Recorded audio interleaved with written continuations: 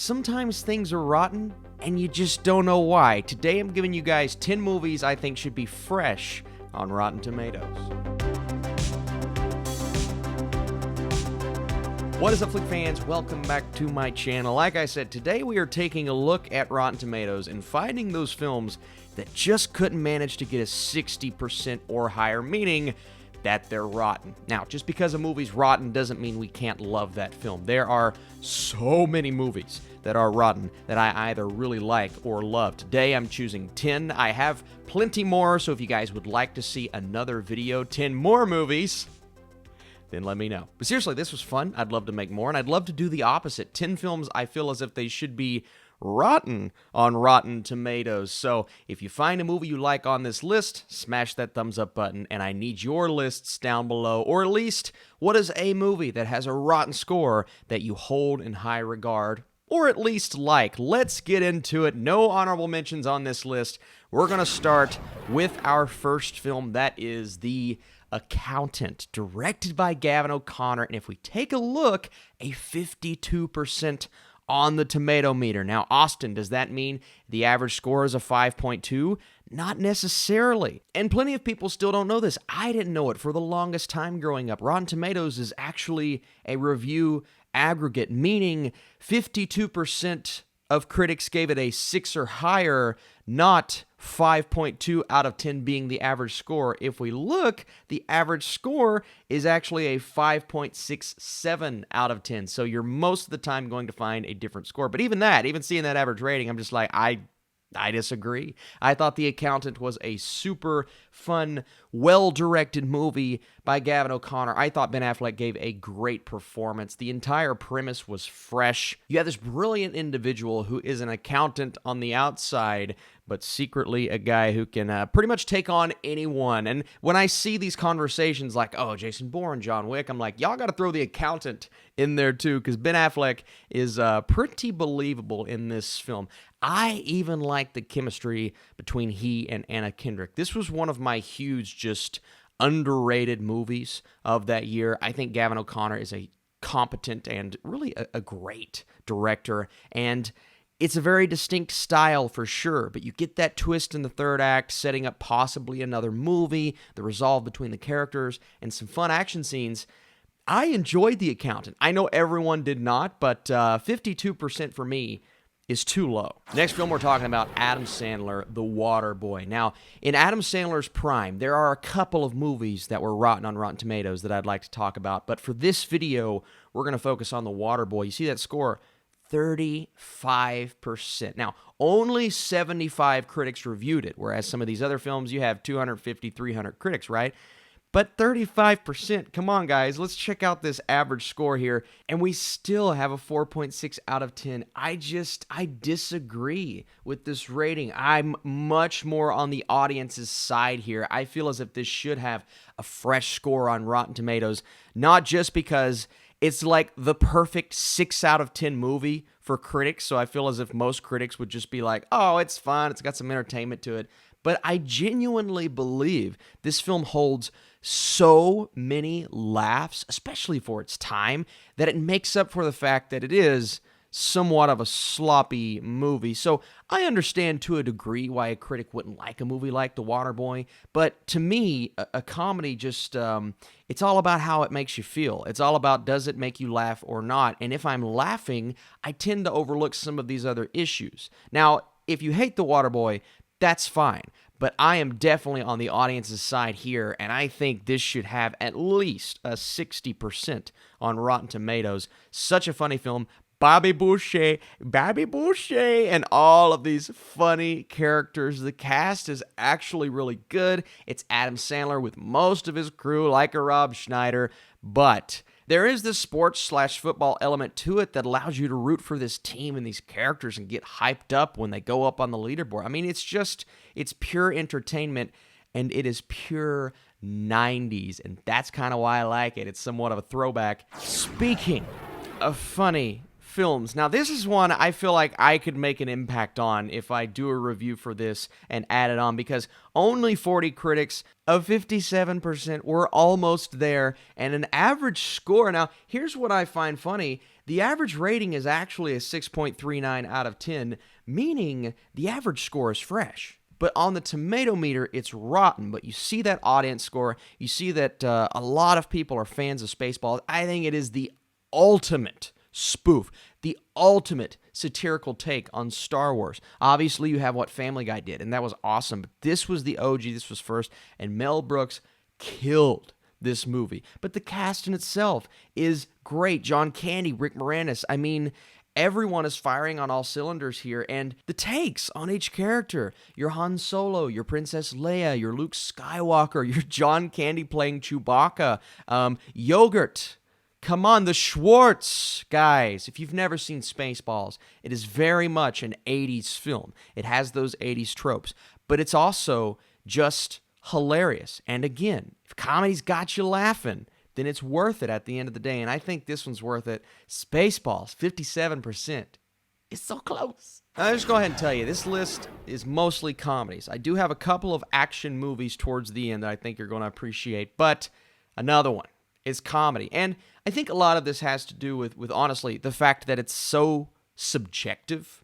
I mean, not everyone is going to feel the same way, and that's why I said at the beginning, if you feel the same way about one of these movies, because I feel like some people are going to watch a movie like Tommy Boy and a movie like Spaceballs, especially an Adam Sandler film, and be like, well, that wasn't that funny, it's just too of its time.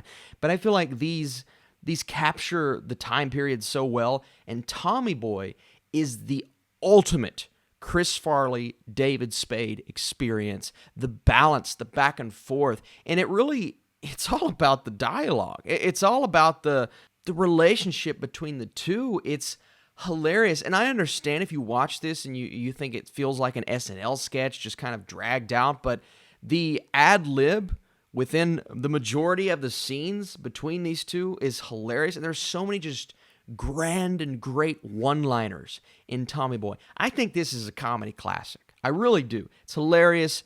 It is my definitive Chris Farley experience when I want to go back and just appreciate how good the guy used to be. And a 42% with an average score of 5.1 out of 10 for me is too low. And I love Tommy Boy. Written by Lee Whannell, directed by James Wan, we have a staple when it comes to horror movies.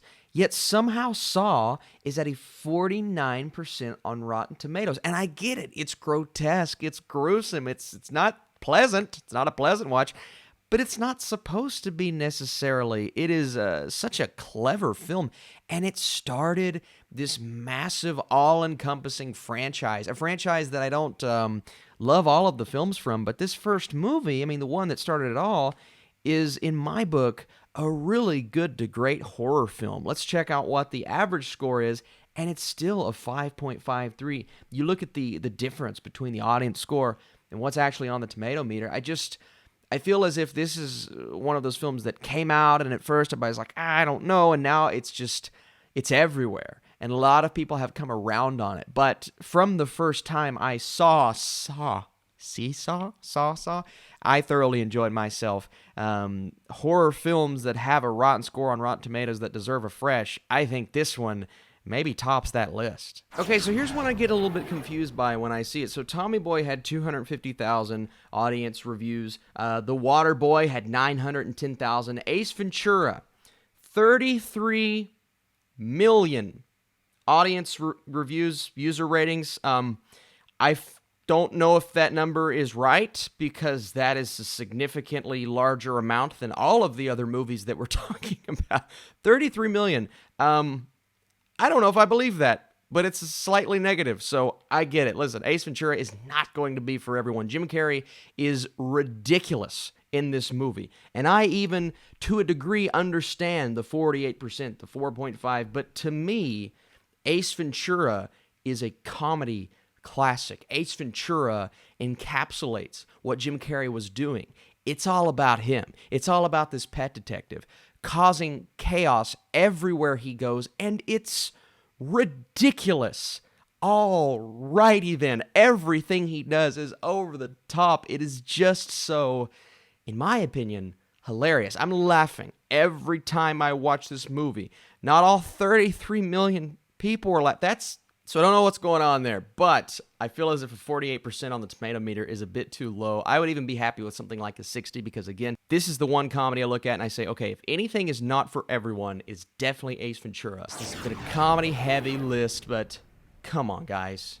It's Step Brothers. You got at least 365,000 user ratings, a lot less than Ace Ventura. You've got to at least kind of be with me here.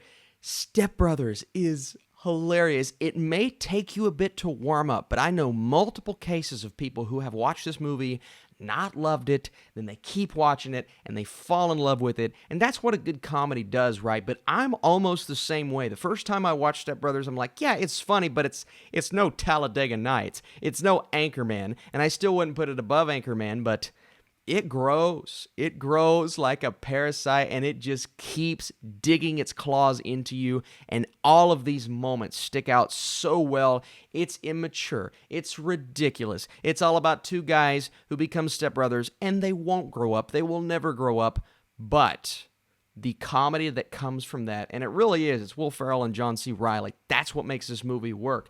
But a 55% on Rotten Tomatoes and basically a 5.5, 5.6 as the average score, I believe is too low for a comedy classic. And that's how comedies normally are, right? You see from this list, they grow over time, but maybe people like me, we need to go back and reflect on some of these comedies that maybe we didn't feel that way about the first time, and I think Step Brothers is the ultimate example. All right, comedies are done. Let's go back into a different genre. This is John Carter. Disney's flop when it came to trying to build their next giant franchise. And listen, I understand why this flopped. I don't love the name, John Carter. Why was it not John Carter of Mars? Why was it not something a bit more interesting? Taylor Kitsch is not the biggest name in the world, even though I do think he's competent enough to handle this. I enjoy this movie quite a bit. Now, do I love it? No, but I feel as if it at least deserves a 60. I see that audience score. It makes a bit more sense. Now, 52 is still not a horrible score, but it's rotten, and I just have a lot of fun when I watch this film. I think it gets a bit of flack because people expected it to be the next Star Wars, and it wasn't that. And it does get a bit sloppy at times, but you see these scores of 5.8 almost average rating, and it is a movie that has its fans, for sure. I wouldn't go too much higher than a 7 out of 10, but that's the range I see this film. It's like 6 and 7. John Carter, it's fun enough, it's good enough, great enough characters, a great cast, a stacked cast, and an ending that caught me so off guard and was so beautiful, it almost makes up for some of the other issues in the film. So John Carter, I feel as if I'm higher on than others, but I think the film is fun for sure. A Michael Bay movie? Austin, what are you doing? I may actually have a Michael Bay movie for part 2 of this video, but right now we're going to stick with 13 Hours, The Secret Soldiers of Benghazi, John Krasinski in a war picture. And listen, I understand sometimes Michael Bay, he can be over the top with certain shots and certain elements, and the fact that his films can go over the top, and we've seen it 1,000 times.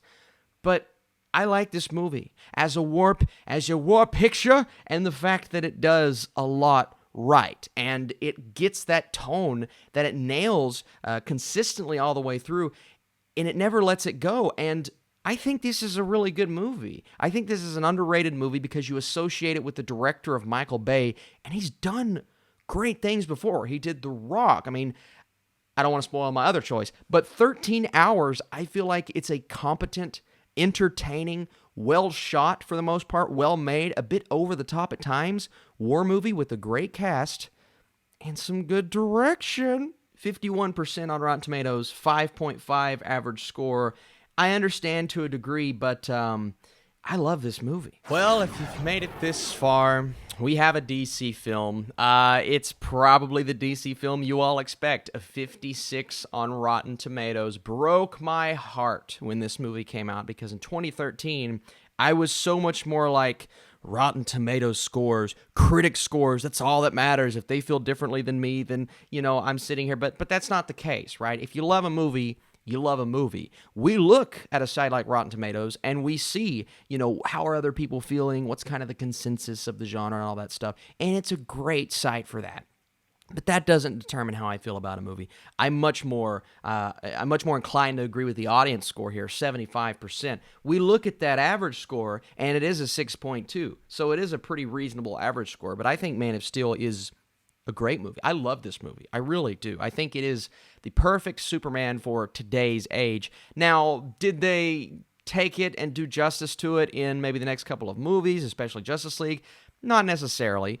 Do they set up some things here that I'd like to see in a sequel focused on Superman, a Man of Steel 2, per se? And it is a bit generic when you look at some of the action scenes. I love the third act. I think it's super fun and entertaining, but they do cause a lot of damage. It's a lot of ruckus at the end, and that third act is just all out like Transformers, Dark of the Moon, end of the world, apocalyptic type stuff. But that's kind of what Superman deals with, right? And he's finding who he is.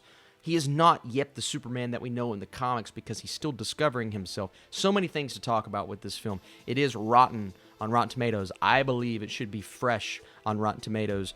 Regardless, I love this as a superhero movie. And I know plenty of people disagree. That's fine. Maybe 56 is kind of the appropriate score for where people are at on this film.